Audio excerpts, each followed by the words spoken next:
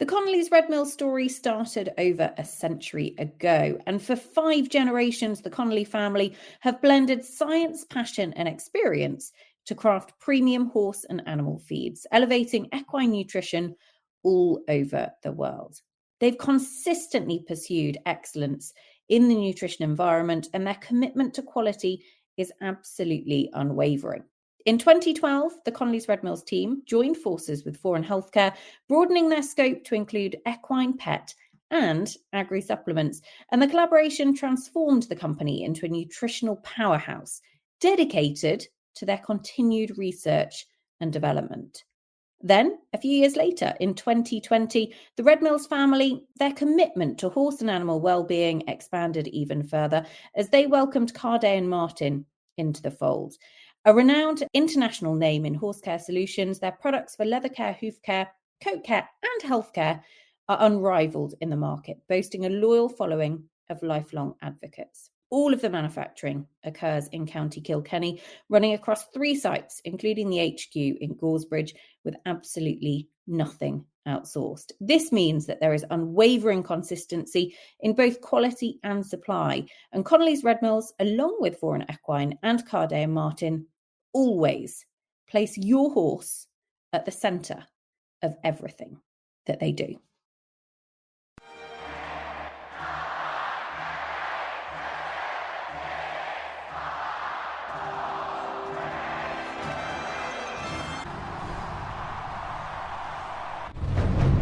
Citizens of the world, welcome to Athens.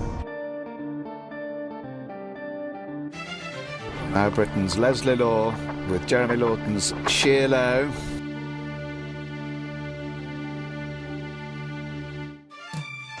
He's done it. Has he done the time? Yes, he's done the time. Leslie Law, Great Britain, with Sheer Low, sitting pretty. As we go to Jean Toulaire, the reigning world champion on this lovely horse, Esprit de la Mer.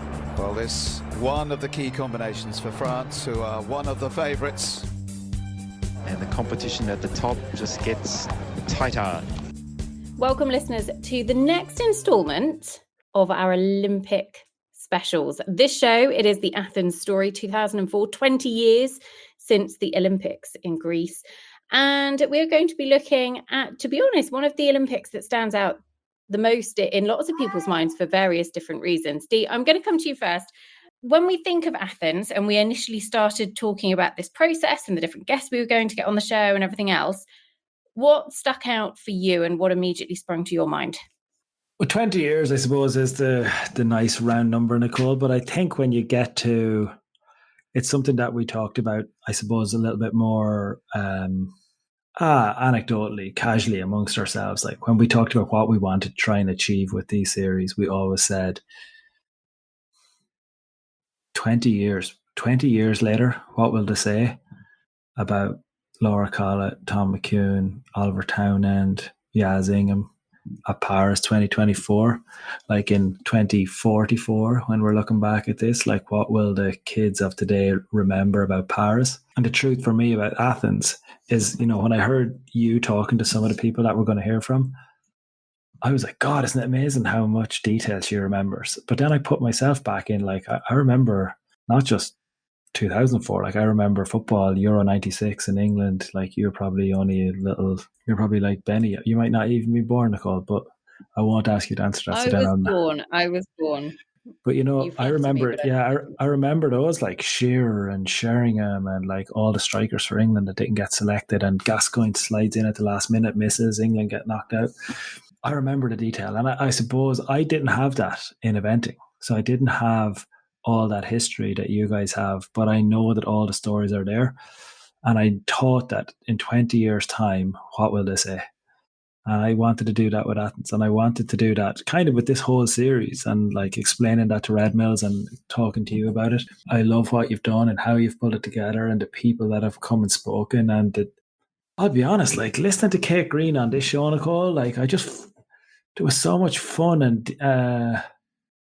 there's so much fun and detail in how she talks and why she talks about what she does and swimming in the morning. And like, I was imagining like a young John Kyle and swimming on a boat with out in the sea, off Athens somewhere. I think she talks about Gillian and John, and it was all about the stories for me. And I think you've captured it really well.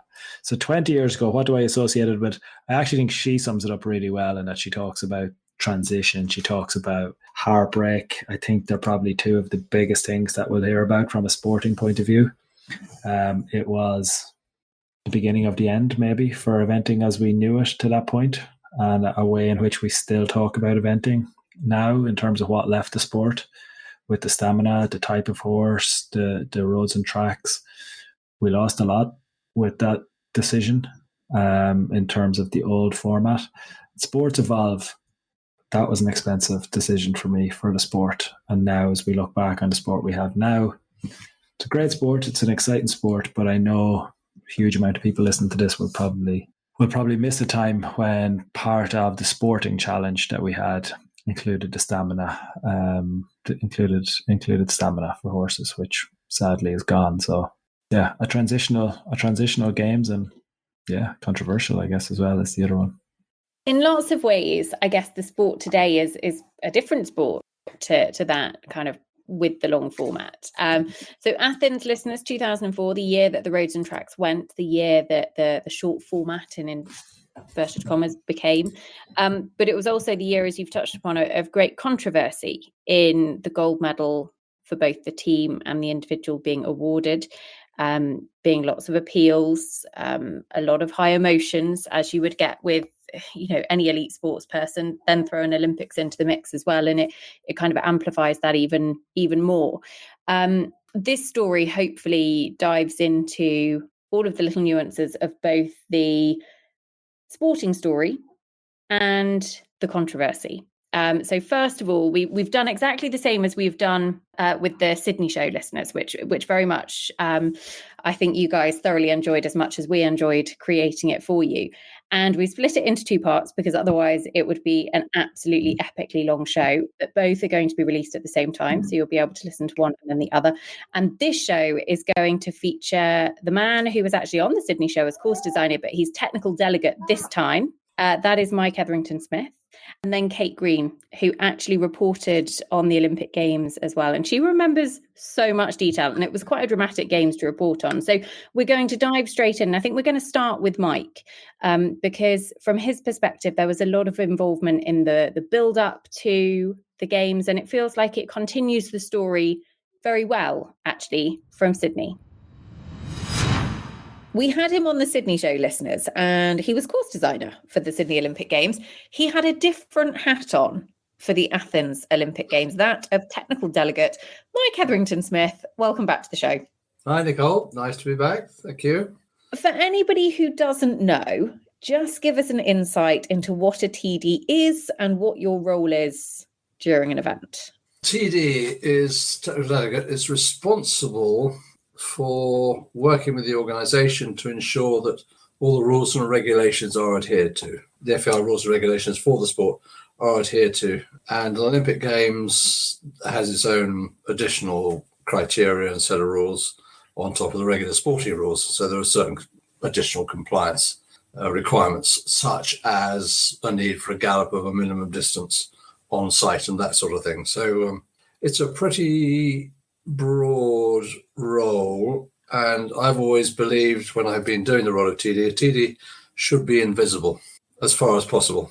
If it's the organizer's event, you're there to support, advise, encourage, sometimes say no, you really can't do that, and it's I'm going to say at least 50% PR and diplomacy, which can be challenged, and 50% is basically working with the team. It's all teamwork. So when did your involvement in Athens start as TD? How far out from the event did you get pulled in? I was asked to take that on after Sydney. So it would be probably early 2001. And then how it unfolds is that obviously the focus is on the cross-country course at that particular point, because, again, it was creating a course from nothing. And Albino Galbari, who's best known really for his work in Protoni, sadly no longer with us, was the course designer there. So I was asked to go out there early doors to have a look at where the proposed cross-country was going to go, as well as looking at the layout, the facilities, the arenas, the stabling, and blah, blah, blah. And so that's when I really got to meet Albino. I met him before, and I've known him before, and known him for a long time. And we sat down, had a good time. He explained what he wanted to do, how he wanted to achieve it, on what was a pretty limited site. And as we know, Greece is, apart from Heidi Antikisidis, was not really an eventing nation per se. And so, they brought in a lot of advice and expertise, and it was really creating the venue from scratch. How did it differ from, Sydney 4 years earlier, which we've talked about? Listeners, you can go and listen to the Sydney show in much more detail. And then 4 years later, Athens. We'll come on to the kind of the format of the sport in a moment. But actually, the setup, the organisation, you've mentioned the teamwork, you were wearing a different hat, but actually you still had involvement in the course. So how did that actually all come together, and how did it differ from Sydney at this stage? Sydney was a much smaller project, but just as detailed. I say smaller in so much as there was no roads and tracks or steeplechase to have to worry about, and there was no on-site quarantine that was an issue. So it was a smaller scale, but in terms of starting a venue from scratch, it was just as big. And wearing a different hat, you're looking at how the security works, the public move around, the television requirements, the security getting in and off the venue. So slightly different issues, or very different issues, to just purely focusing on the cross-country course. But where I was really lucky in Athens was, because Albino didn't speak any English, and my Italian's not that flash, to be honest. We could sit down and have a glass of whiskey together, and we could communicate. I was jolly lucky. Giuseppe Della Chiesa was sort of an intermediary there. He was an advisor to the organisers, so that was a huge help. And in terms of communicating with Albino, obviously being Italian, Giuseppe could translate. And I'm sure he translated everything I asked to happen. They could have been talking anything, and I wouldn't have known about it. But no, it was great. So it was fantastic having Giuseppe there. It was hard work because there wasn't the depth of equestrian knowledge, and the guys there were really nice, and did their absolute best, but it was tough going for them. It'd be like me trying to manage, I don't know, a rocket launch to go to space or something like that. It's, you do your best, but it's not your natural home territory. What was the venue itself like? You've already said it was quite small, but it was quite in the city as well, wasn't it? No, it's far enough out of the city. I mean, fortunately, we were lucky enough to be able to escape, and there was a couple of sort of local restaurants and things, but it was a bit of a drive from where we were put up in a hotel. But it was sort of semi-urban environment, and the Greeks, they'd built a big race course there as well at the same time as part of the whole venue, with the idea that this would be a big legacy afterwards. I'm not sure what's happening really on the racing side of things, but it was it was sort of urban. It was very dry, very arid, as you can appreciate. And, there are lots of historical remains, sort of, I don't know, structures that were buried underground. And suddenly, oops, can't get rid of this, got to go over the top of it. But I mean, it's sort of great, stuff, great history there, as you know, in Greece. And so it's, from that side of things, it's fascinating. But it was jolly hard work because it was like, as I said, everybody was really up for it, but they were starting from a low base. So everything had to start sort of from scratch, and it made it hard work. But as I say, Giuseppe was good, and also when you're there as a TD, you take great comfort because you're going to get a certain number of ITOs, as they're called, international technical officials, who are people who come in from around the world. They're sort of selected from a mixture of experienced technical delegates or sector stewards or cross-country controllers who will come in and basically act as, I'm going to say, assistant TDs in a funny sort of way, because they're brought in to fix things. Inevitably, wheels come off, things go wrong. And being Olympic Games, you don't have the luxury of building up an organising committee or organising team over a period of time. Everybody's brought together for this one big hit. Okay, you've got a test event the year before, And so you've got great comfort in having these ITOs, and then to supplement, they have NTOs, National Technical Officials, which is all fence judges and people like that. And so they go through rigorous training and upscaling, as it were. So you do create great comfort in the knowledge that you're going to have a lot of experienced people there to support the effort come the revolution. If that makes sense. What was it like in terms of the build-up with the format change? Because it was the last long format, sort of traditional 3-day event in Sydney, and Athens was really the driving force, no roads and tracks. It was going to be 2 rounds of show jumping for the first time as well. So what had gone into the preparation, and what had you guys been concentrating on in order to deliver what was essentially going to be quite a monumental shift in the sport? Yes, well, essentially it became, like I said, a bit of a short format, a bit of a one-day event in that regard, with the show jumping after the cross-country, like it used to be in the olden days. When I first started eventing in the dark ages now, show jumping was always after the cross-country. Okay, it was a day afterwards, but the cross-country was always going to be as long as it could be on that particular site. It was basically a bit of an L shape, pretty limited as to what Albino could do there, to be honest. But the build-up was interesting. I mean, he had a good team. He brought in his builders, a bit like I referred to in the Sydney chat. So it was great. He had an experienced team there, and they worked well together, obviously. They knew what they were doing.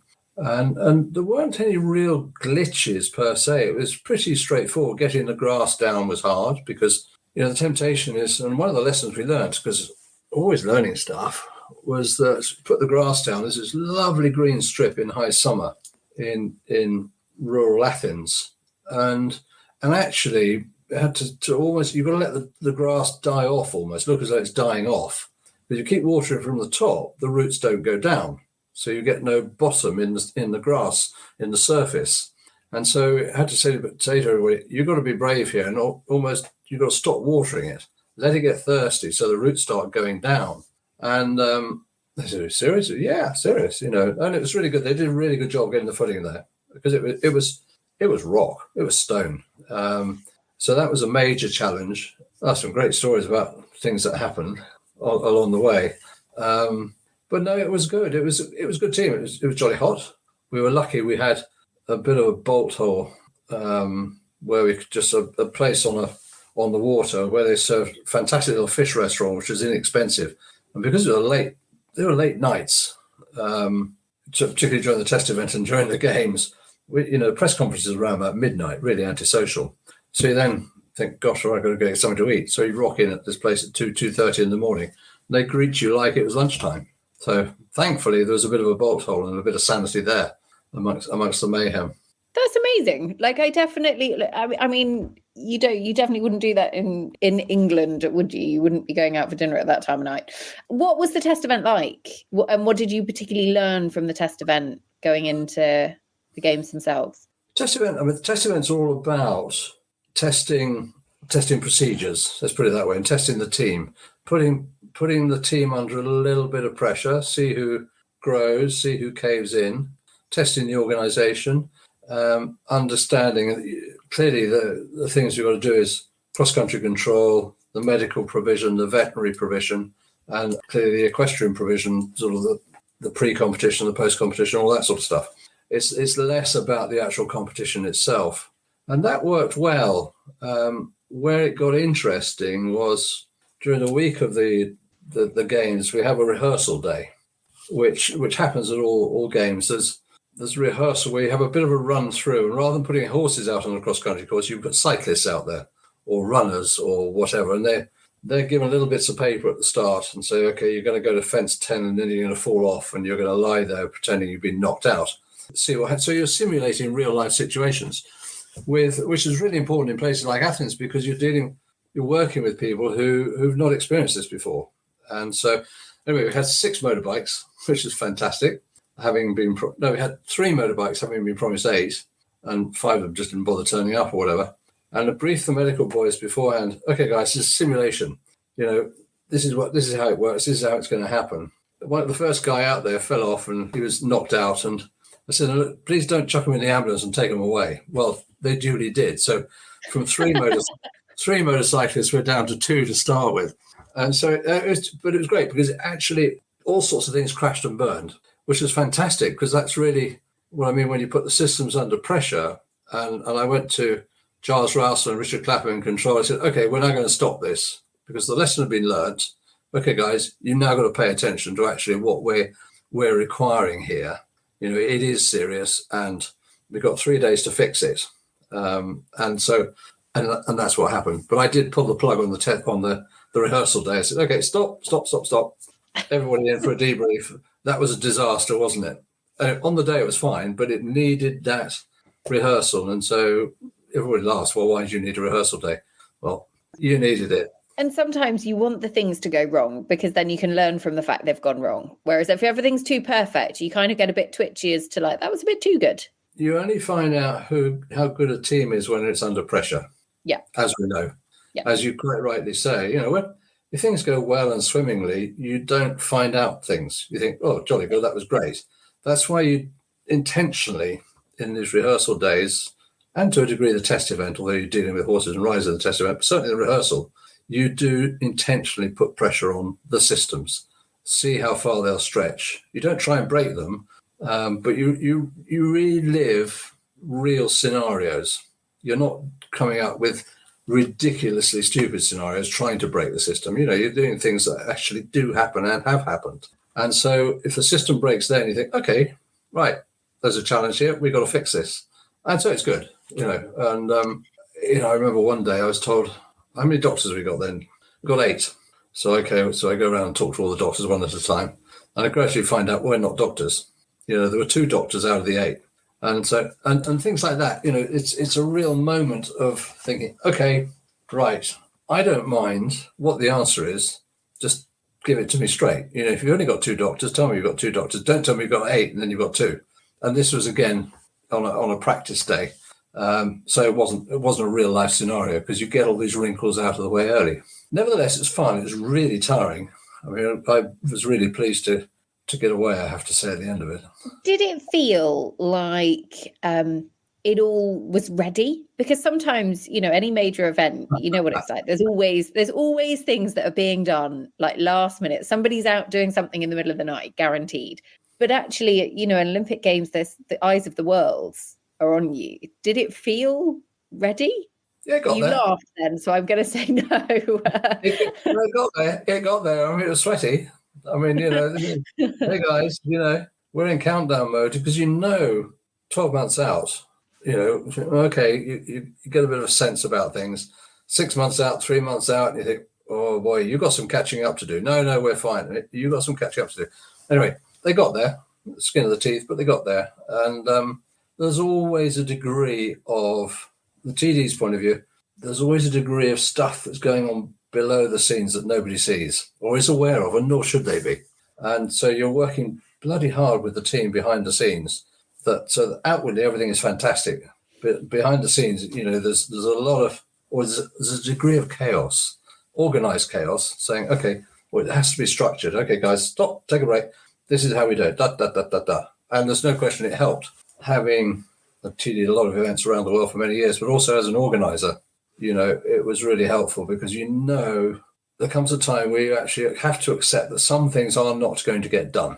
So you have to be able to prioritize, right, this, and this must be done. If we don't get this, and this done, really doesn't matter. Nobody's going to notice the difference other than a handful of people. And, you know, so that, again, it's just working with the team. You know, and as I say, they were lovely people. I mean, not being critical of them in the slightest. They just didn't have the depth of experience we're lucky enough to have in this country. What about the week itself? Sort of starting at the beginning, we'll come on to the end, but starting at the beginning, how did the week itself feel and unfold for you and your team? It was long days, let's put it that way, because you're starting early and it's press conferences, midnight, that sort of stuff. So long days. And we were conscious of the weather. And Albino, I mean, we all know how hot Greece can be sometimes. It was never going to be humid, but it could be stonkingly hot.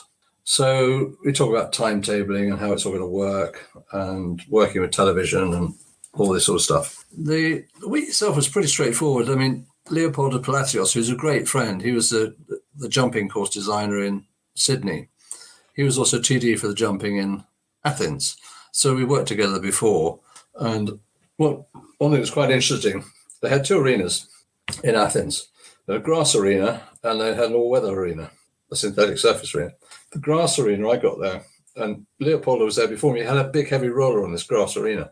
Whoa, Leopoldo, what are you doing? He said, we like it firm. I said, well, hang on a minute. Whoa. I said, we're before you. I don't want this like a concrete, brick, like a tarmac road. I said, get that blooming thing off here, please. And so we had a bit of a discussion. I mean, he's a good mate, so it was fine. And I said, you can do what you like when we finish. But I said, we can't just you can't put a heavy roller on this. What are you doing? Get it off, please.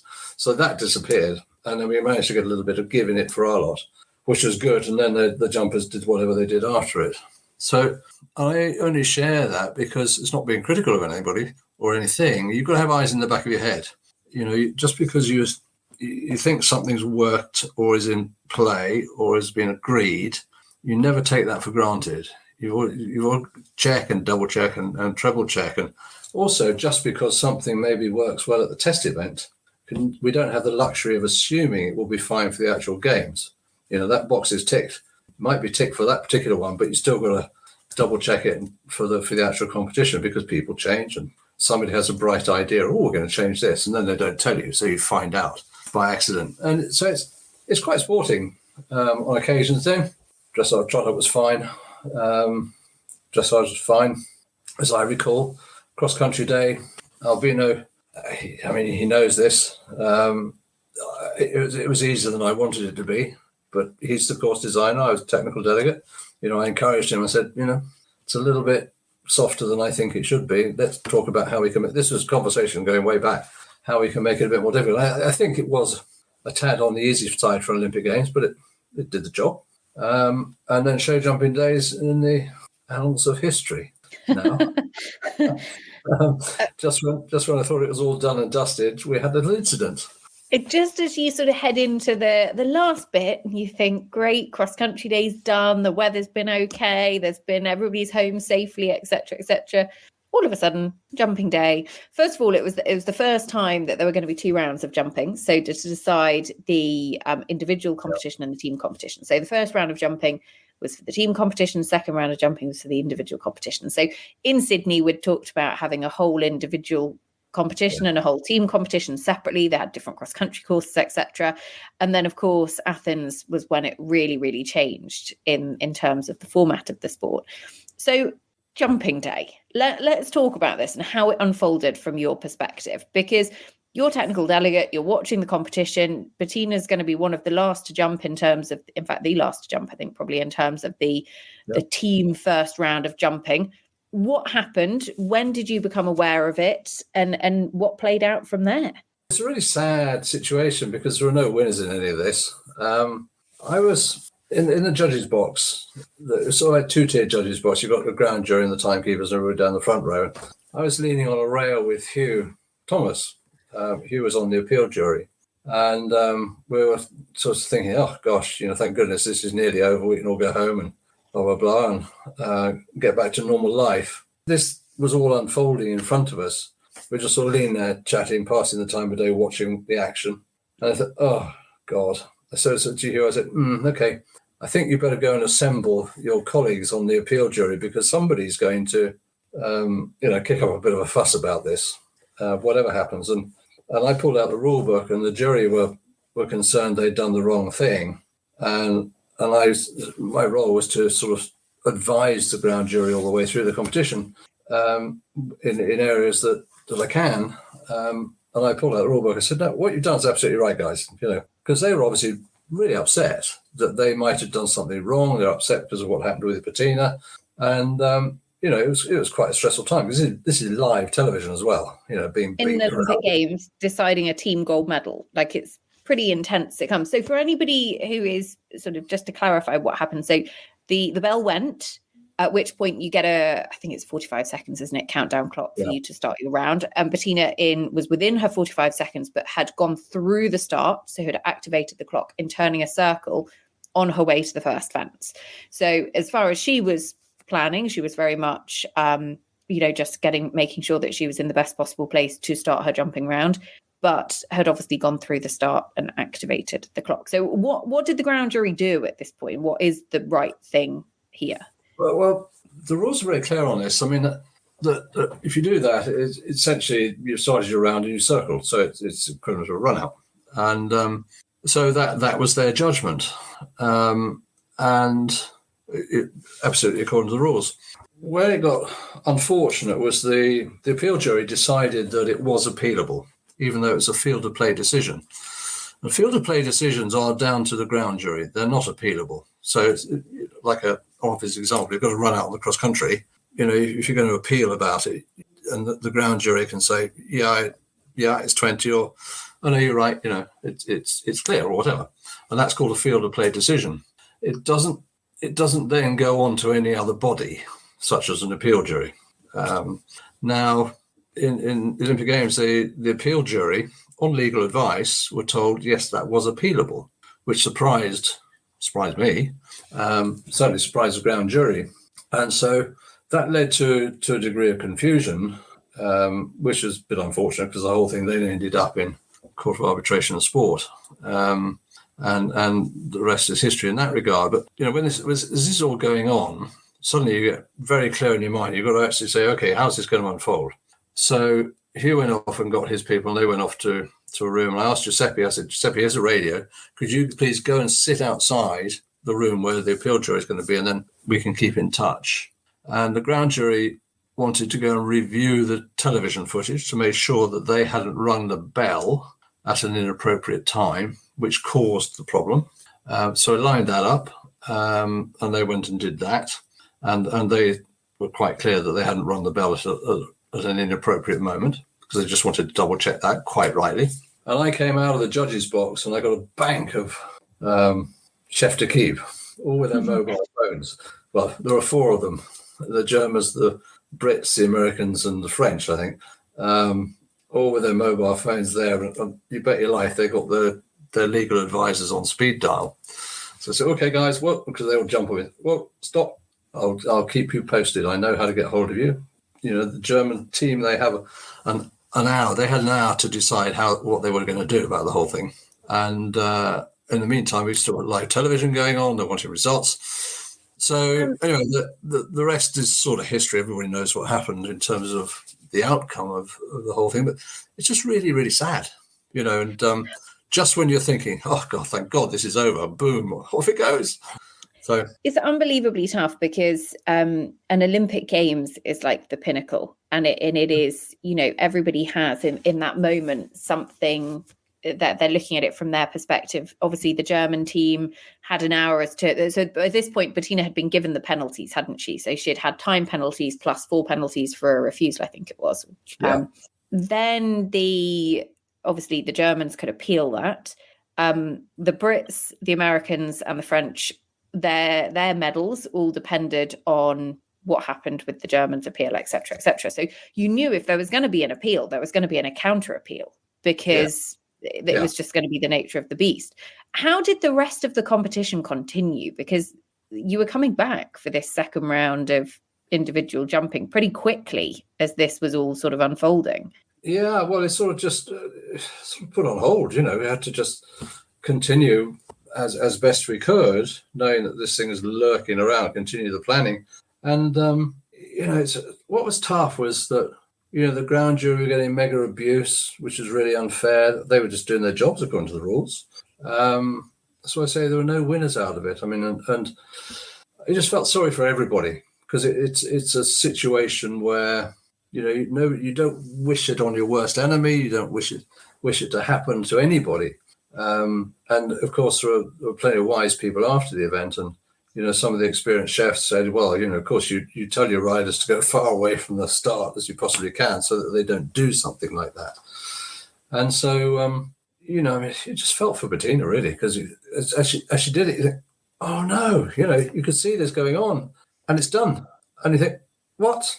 You just really don't believe it's happened. And you could sort of see how it could happen, because you'd sort of just, oh, bugger, I've gone through the start or something. Maybe she didn't realise, I don't know. It's not a subject I broached with Bettina at all, because understandably she'd be, pretty upset about the whole thing. Awful. It's not really the kind of thing that you can get over, is it? Everybody has made errors, whether you've gone before the bell or whether you've jumped an incorrect fence or you've missed a fence out, or, you know, every rider, no matter what level they're competing at, has gone up the wrong gallop lane or has done something in the heat of the moment where things haven't quite gone to plan. They look back and they think, oh God, shouldn't have done that. And it's cost them. This is the ultimate price, ultimately. And that is a very, very, very difficult thing to live with. And it's a very difficult thing to kind of go through with. So it basically, so she had been given the penalties. It was appealed by the Germans. Then the penalties were removed. Is that right? Yeah. The appeal jury deemed that it was appealable. So, yep. And then the final results were that Bettina had won the individual gold. And so having gone through the individual round of show jumping, which of course she still had to come back and do, you then have the sort of the medal ceremony and everything like that. At this point, when you're sort of packing up and you're kind of getting ready to wrap things up at the show, and how aware of you were the fact that actually this wasn't going to be the end of it? Totally, 100%. I mean, you have to, as a TD, you've got no jurisdiction. You can't overturn anything. You're there to advise, suggest, ensure. And, the first discussion with Hugh was, step one, you need to decide whether this is appealable. I don't think it is. Anyway, they decided it was appealable, as I say, on legal advice. And, afterwards saying, well, okay, that's the decision. Personally, I don't agree with it, but it's not for me to have a view on the whole thing, really, because I can't influence it. It's sort of those decisions are above the level of the TD's remit and responsibility. And so, you're driving home and it just felt just overwhelmingly sad and left I don't think anybody would wish it to happen on on a fellow competitor, but it did. And so that's real life sometimes. So you just have to deal with the situation as it is. And there isn't time. When you're wrapped up in it, you're completely unemotional about the whole thing. Yeah, you're sad it's happened, but the reality is you've got to sort it out as best you can.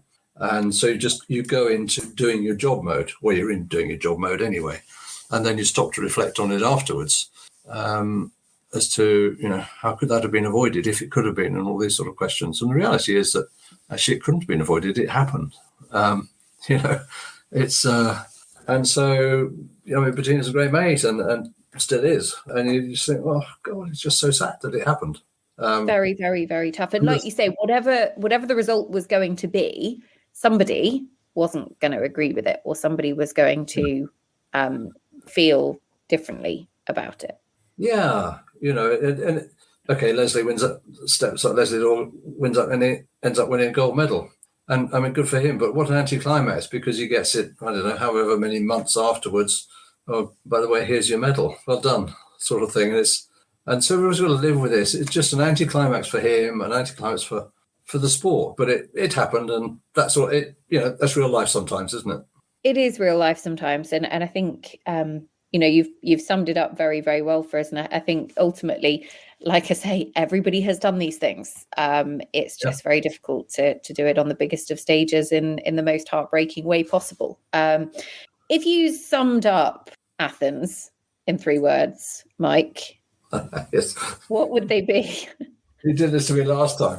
I know. I feel like your 3 words for Sydney are going to be very different to your 3 words for Athens. It was memorable. That was one I used for Sydney. Challenging. And I'm going to say knackering. And a 4th word, I'm not sure I really enjoyed it that much, which is sad. It's sad. It's sad looking back, it's a privilege to be asked to do it. And I mean, one of the things is, as a technical delegate, you get a pass that allows you to go into any sport. And I could have stayed on and gone into any other sport, lovely lounges or whatever, but I didn't want to. I wanted to get out of there. And so it's an opportunity missed. And I'm a big sporting nut, but I just wanted to go. And it's really sad because the lovely people, we had some great times. Yeah, there were lots of challenges. And there was one day when I was asked to do something which I didn't agree with and had a bit of a fallout with the powers that be over there. But it was still a fun in many ways, but it was just challenging. It's not an event I look back with great fondness on, and yet there were lots of good times. And one of the things that we found doing this series is, kind of delving into each of the different games and the stories that evolved through them. And actually, they're all so different. And each has its own place in the history of the sport, and are each really quite important in terms of the history of the sport. Yeah. There was so much change in Athens in terms of, 20 years ago, this kind of the change of the sport that we're seeing more of today. We're much more familiar with the short format these days. The type of horse has very much changed, everything else. So, it's fascinating to go back and deep dive into each of them. Mike, thank you for a very, very honest account. I appreciate it. I feel bad because we had there was so much enjoyment for you looking back on Sydney. And I feel like I've made you reflect on not the easiest of times in Athens. No, it's fun to relive. And as I said, I think said at the beginning, the challenge wasn't the people. It was just the circumstances and what unfolded. And of course, it's unfortunate that the big deal was on the last day, so it becomes a bit of a lasting memory, and can dwarf the really good things that went on. We had a lot of fun there. It just became hard work and challenging, but nevertheless, the great thing was everybody did their best. Which is all you can ask. And I was lucky to have a great team of officials, and it worked. And still, your Olympic story actually continued on because you were back to be course designer in Hong Kong. We have a feeling, listeners. So when we originally sort of fleshed out this special series that we're doing with Connolly's Red Mills, we said, right, let's look at the big ones that we want to go back on. Sydney, the last real big long format, Athens, change of the sport. And then we're like, we can't not do London. We sort of skipped Hong Kong just because we really wanted to go to London. London feels very similar to what we're going to get in Paris. But I feel like Hong Kong is going to have its day, Mike. So we'll get you back and we'll reflect on Hong Kong in due course. But thank you very much for giving us such an insight into Athens. Pleasure, and well done you. Yeah, thanks, Nicole. It's been fun.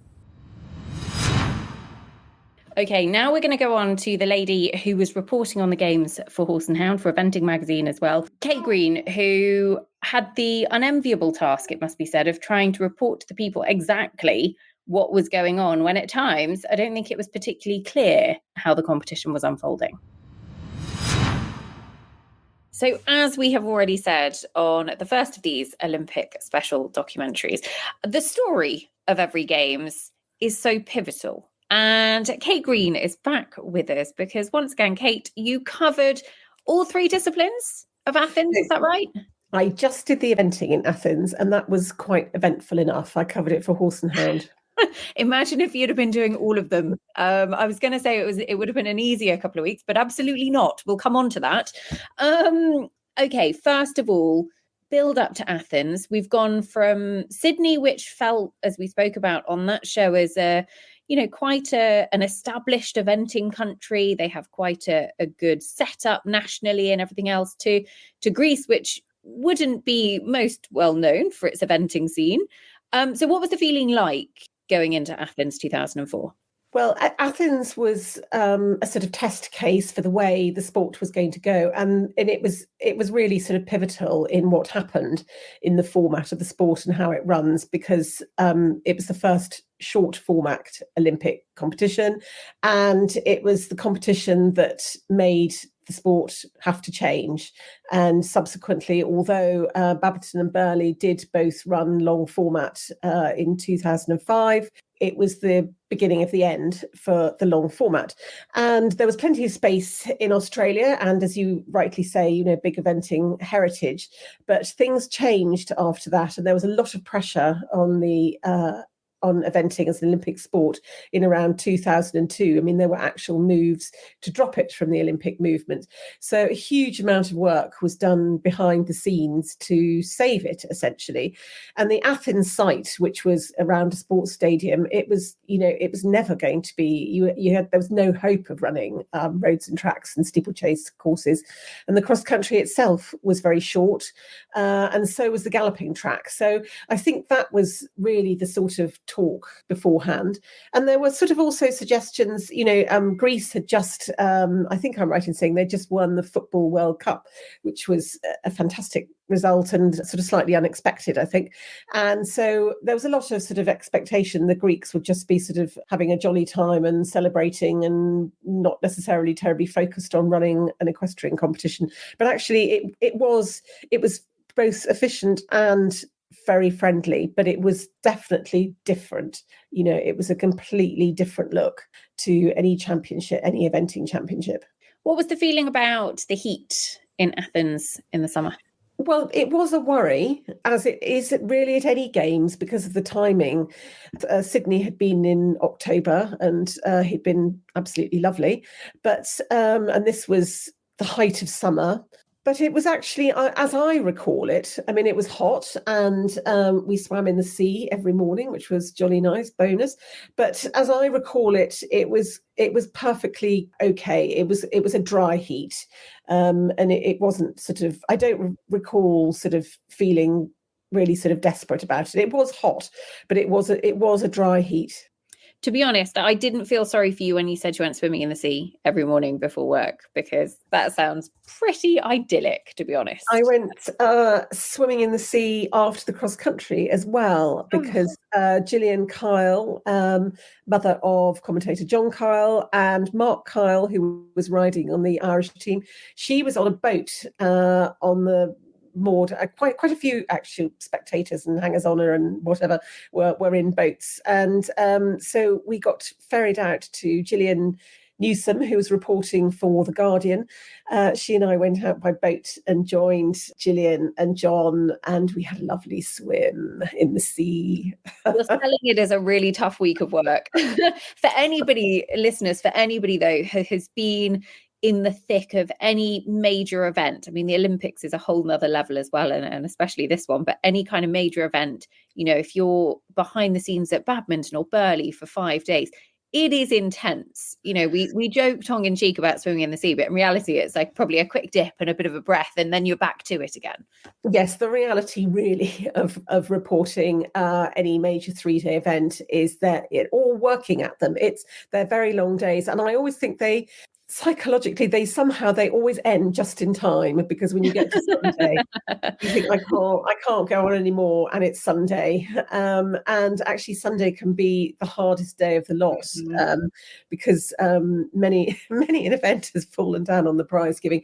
It can be an exhausting day Sunday. With so much going on, so they always end just in time. Yeah, and I have to admit, on the talk of prize givings, and very topical for this show, which we'll come on to, you are completely right, because you get through the actual competition, you crown your winner, and then that prize giving is a pesky old beast and never as straightforward. And anybody that is in charge of organising a prize giving, it is hard work and a lot of pressure. So my hat goes to you. Exactly. I have to ask as well, obviously, Sydney team silver for the Brits, no individual medals. There was that slight feeling of disappointment. There would have been a lot of pressure on the British team coming into Athens. Pippa Funnell in particular, I think it is fair to say, the year after her Grand Slam would have been at the forefront of that pressure. She was under enormous pressure. She'd got, one of the best horses in the world, quite obviously, in Primrose Pride, and she'd had an extraordinary run of success the year before. And so she was fronting the team, and we had on William Fox Pitt as well. He was riding Tamarillo. He was riding the badminton winner. So he was under considerable pressure as well. And Leslie Law had been... he'd been a member of the Sydney team, and he'd been very successful as well. And Jeanette Breakwell, also an absolute stalwart member of the teams. So yes, they were under big pressure. And Mary King, she was the 5th member. She was drafted. She was the reserve actually, and she was brought in. And this was a sort of example of the cruelty of an Olympic Games, because poor Sarah Cohen, she was meant to be on the team with the Wexford Lady, and right at the last minute the horse was lame, and so Mary was drafted in from the reserve stables, which I think had not been the most attractive place to be stabled. And you become a complete non-person when you're not competing. It makes complete difference to accreditation and everything. I think people forget with Olympics that accreditation is absolutely key, and all the accreditations say something different as to where you can go. I know there's quite a lot of owners who, thrilled as they may be that their horse is competing at Olympics, it's never the best owner experience, because it's pretty difficult to be able to go and sort of pat your horse afterwards or see your rider. There's lots of barriers in between. I think we perhaps don't always realise how incredibly accessible eventing is as a day-to-day sport, and journalists, really eventing journalists have a very easy time of it because riders are so accessible. You're completely right there, actually, and I think we take it for granted a little bit sometimes. If we looked at other sports, we'd probably get a bit of a fright. I'd like to say, as journalists, though, in the eventing world, we would be very nice in comparison to other journalists, definitely. Well, that is another thing. Imagine what footballers go through. Yeah, really. The equestrian world does have it, or particularly the equestrian world in Britain. Countries like Germany, there are much higher expectations from their press. The journalists, the writers, the photographers, they get to know the riders. Essentially, they're pretty sympathetic. Absolutely. So there were a few changes for Athens. First of all, as we've already touched upon, removal of the long format. Second one was that we went to 5 in a team. So am I right in thinking that was best 3 scores to count? So you then dropped it was. Which now, when we're 3 from 3, feels like the biggest luxury on earth. It feels very odd indeed, just to remember that we had 5 in a team, and there were the 2 show jumping rounds. So we were back to 1 overall competition, but in order to demonstrate that individual medalists had done something different, they had to show jump again. The best 25, I think it must have been, had to show jump again. Okay, so they had the first time that we saw the 2 rounds of jumping that we've become quite accustomed to.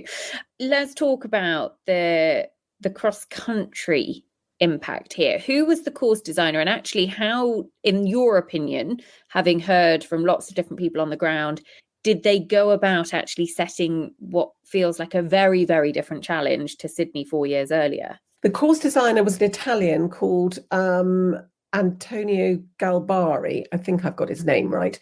And he had designed the track at the World Championships at Protoni in 1998. And that was a completely different ballgame. I mean, that was, a very big, dramatic, long format course with, the great sort of slide and hills and all the rest of it. And this was a flat track, it was a strip, basically. It was a bit like an airstrip. And it sort of, you went up to one end and then you doubled back. And they had created, as I recall, a couple of water complexes, but it was incredibly difficult to make it of what we would consider Olympic standard. It was, and a lot of riders were disappointed when they got there because they realised they were going to really struggle to sort of catch up after dressage. The New Zealanders, I think, were particularly worried when they saw it. I remember Blythe Tate walking it and saying this really lacks technicality. And of course, it, as we came to realise, it didn't suit some of the sort of big, powerful, long striding horses who had made their names galloping across, the rolling acres of Kentucky or Burley or Badminton. I feel like Primrose Pride is the name that we need to mention there for Pippa Funnel. Would be it. We absolutely need to mention Primrose Pride. Poor Pippa. She did the most fantastic dressage, and the crowd actually sort of gasped once or twice. She thought she'd made a mistake in the test, but it was because she'd been given 10s, and it was just absolutely outstanding. And then of course, the horse, there was very short galloping warm-up space as well. And so when she set off across country, the horse it was a bit like King William at the well, not quite as bad, but it was a bit like King William in Barcelona. Primrose Pride, he just got stronger and stronger. And of course, she had to set him up in front of fences, or it would have been dangerous. They'd have hit one. And so she came back, and I think she had about 11 time penalties. And there was considerable criticism from both British supporters and of course, in those days, we had a much wider press would come on Cross Country Day. We'd get all the journalists from broadsheet newspapers and from abroad, and they would come to write colour pieces. And, they've said, what on earth have you selected a horse that, gets 11.6 time penalties for? And, it had to be explained to them that you could hardly leave this horse at home. He was probably the best horse in the world at the time. So it was all very deflating. But of course, Pippa was to climb back up the leaderboard in the next day, but that was definitely her gold medal out of the window. I remember very clearly actually watching her cross-country round and the incredible job she did in sort of wrestling Primrose Pride, who looked, quite frankly, like he wanted to just get the job done, into some sort of submission. And there was such a feeling of disappointment in the air. And actually, yes, she still went on to actually finish on the individual podium, pick up a team silver as well. But when you go into the Olympic Games, having been in the kind of form that Pippa had been in the 2003 season, where pretty much everything she had touched had turned to golds, and had a string, I think at one point, of 7 or 8 horses that could have been in the running for the Olympics. It's a roller coaster of the sport, isn't it? And it's hard at times. And the other terrible blow was, because of course at that point we didn't realise that William Fox-Pitt's ride Tamarillo had chipped a bone on his stifle, and so he looked as though he was in it with a chance of gold medal as well, because he was on, Tamarillo was also one of the great horses of the era. And so that, of course, was a terrible moment, sort of discovering that had happened. And there was big despondency in the camp, and nobody wants to sort of see that kind of thing happen. But of course the Germans they'd had a brilliant day, and I can remember them, I can picture them now, drinking and toasting Chris Bartle, their team trainer. And, they were very joyous. The French were very joyous. It was, you mustn't take it all from the British point of view. It was still a very good day's sport.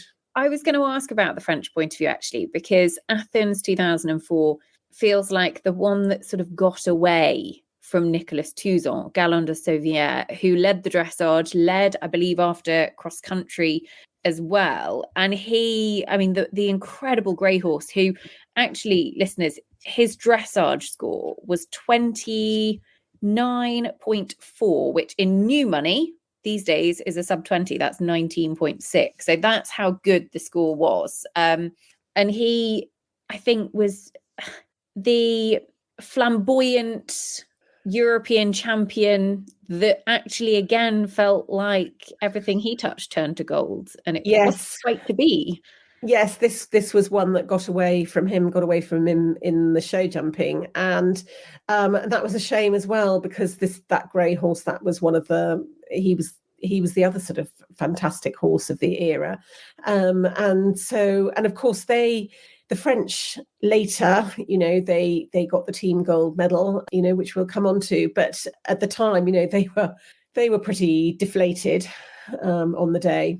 Let's dive into the jumping, because I feel like the Athens was all about the jumping, the 2 rounds of jumping, and it's where the drama really started to kick off, to be honest, because Bettina Hoy, who would have been in a medal position at this point, an individual medal position at this point, looking for the German team to clinch the team gold, went through the start twice, essentially. She did a circle when she went in to warm up. The bell had gone. She went through the start, which started the timer, but she turned a circle and came around and presented to the first fence. Obviously wasn't ready to start her round, probably still well within the 45 seconds or whatever it is then. Kate, from your perspective on the ground, how did that unfold? What happened and how did that filter through? It was completely bewildering. It must be said that most of us watching did not notice that she'd gone through the start twice, and certainly didn't notice what was going on with the clock. Although, funnily enough, when you look back at footage, there is a facial expression on one of the German show jumpers, and if you read his lips, you can see that something has gone badly wrong. But very few of us noticed at the time. And so the pendulum just kept swinging because, first of all, it was announced that, I got racked up this sort of massive amount of time penalties, and that the German team had lost the team gold and she had lost her own individual gold medal. And then she was reinstated, and the whole thing was reinstated. And we had really what was a very sort of bittersweet and uncomfortable medal presentation. I think poor Bettina, I think she knew that perhaps it wasn't going to last. There was also a pretty uncomfortable press conference, as you might imagine, with a very grumpy French team and the other nations and their chef d'équipes obviously running around behind the scenes because there were a lot of medals at stake. And nowadays, medals mean government funding for many nations. And so there was a lot at stake. There was, the Americans had an individual medal at stake as well for Amy Tryon, I think it was. And we obviously had an individual medal at stake for Pippa Funnell, and Leslie's gold medal was at stake. And a silver would have been a bit better than bronze. So there was a lot of running about going on behind the scenes. In the press room, it was complete bewilderment. The German press were obviously absolutely furious. Our press officer, who was again following on from Sydney, it was again Lucia Montanarella, and she kept coming in and shouting the latest update at her, and it was just getting more and more dramatic, and you just really felt you sort of couldn't make it up. Anyway, finally, we went away thinking that Bettina was the first woman to win an individual Olympic gold medal. And then 3 days later, as you know, in the Court of Arbitration for Sport in Athens, it was overturned. And Leslie received his medal back in London, but he did get a victory parade on the bus. It feels kind of heartbreaking for everybody, doesn't it? Because, Bettina Hoy to be so near yet so far on... It was awful. Then Leslie Law to have what is arguably going to be his career highlight, not actually able to enjoy the full experience. You really couldn't write it. And it feels actually, from a journalist perspective of telling the story, almost impossible because the story kept changing. It kept changing. I had to keep rewriting my report for Horse and Hound. And the show jumping was dramatic in itself anyway because of the 2 rounds, and it did change the order of things. Leslie was 11th after cross country, and he and Amy Tryon, they were the only people to produce 2 clear show jumping rounds. So they both totally deservedly got their medals. So it was dramatic enough without the sort of swinging backwards and forwards. But it was awful. It left a bad taste. It was very difficult for the officials concerned, who were, being overridden and then reinstated and all the rest of it, their decisions. And it was terrible for the German team, who had come so close to an Olympic gold medal. And it was, yes, I mean, of course, they righted it all 4 years later in Hong Kong. And Hinrich Remaike, who won the gold medal, he said, "Oh, look, it's all finished. We're all friends now. It's all over." But it was very, very hard. The other really dramatic thing, actually, in that the man who led after the first round of jumping, given that Bettina had been given these 14 time penalties, and she would have actually been pretty close to, so she was on a score of, I think, 35.6 going into the first round of jumping. Nicolas Touzon and Galland de Sauvière was in the individual gold position, 33.4. He had 1 pole down in that first round of jumping. But then for him, he went in, if it had been if it had been the previous format, he would have won the individual gold. He wouldn't, because the team and the individual competition were separate.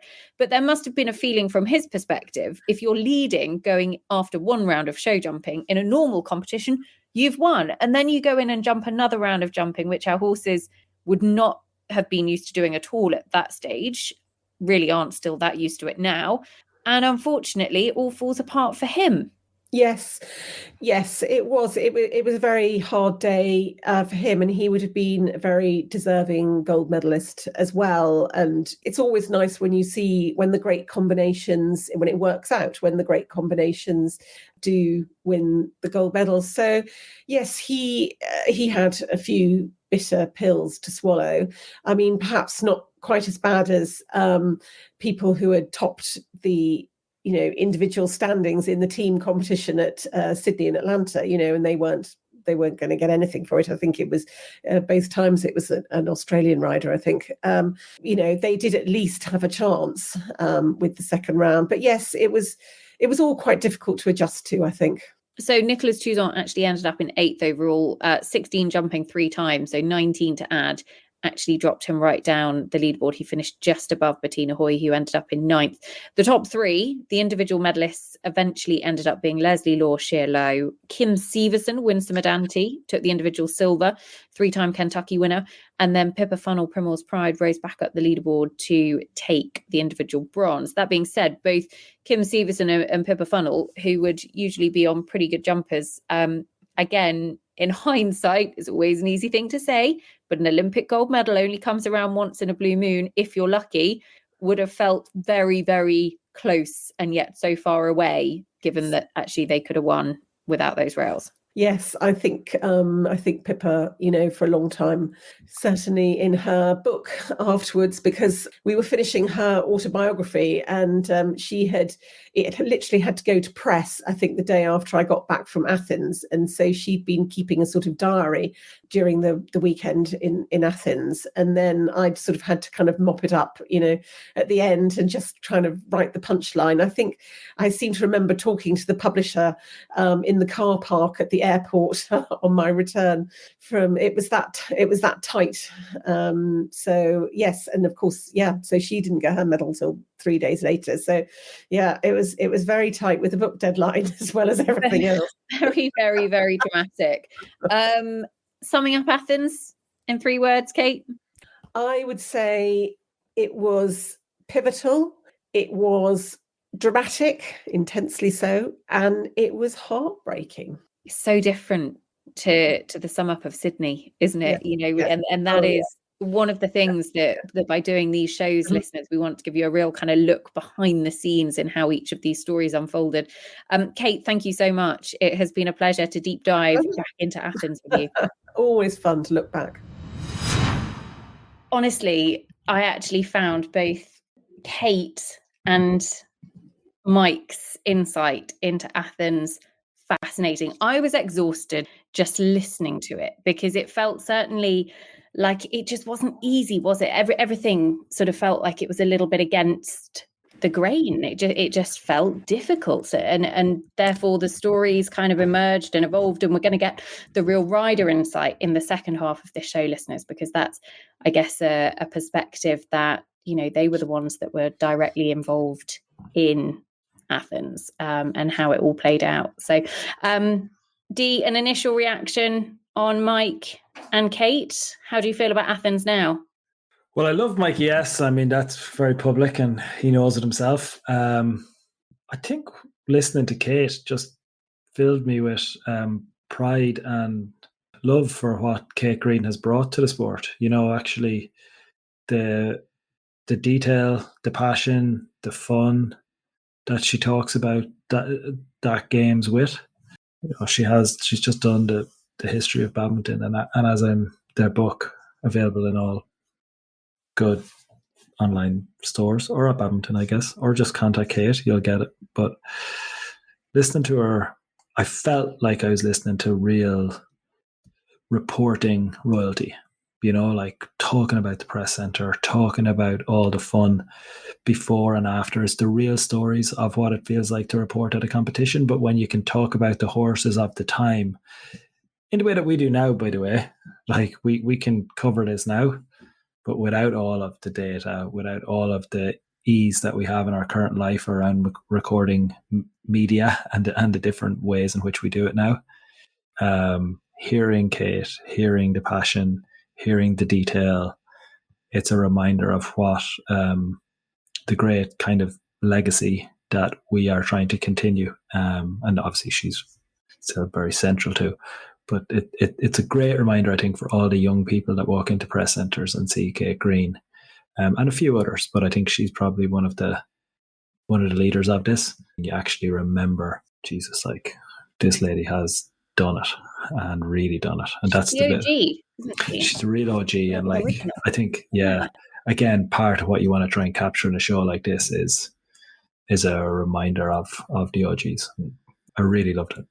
Okay, listeners, so the insight into Athens from both the organisational perspective, and Mike was pretty candid in his insight there, but also from Kate in terms of what it was like actually trying to tell that story. We're now going to go on to part 2. But for now, I will just say a massive, massive thank you once again to Connolly's Red Mills for their support of this Olympic series, because it's allowed us to really dive deep into the archives and to explore these incredible stories in a much, much, much more intense way than we would have previously. So look, massive thank you to them. Stay tuned for part 2 coming soon.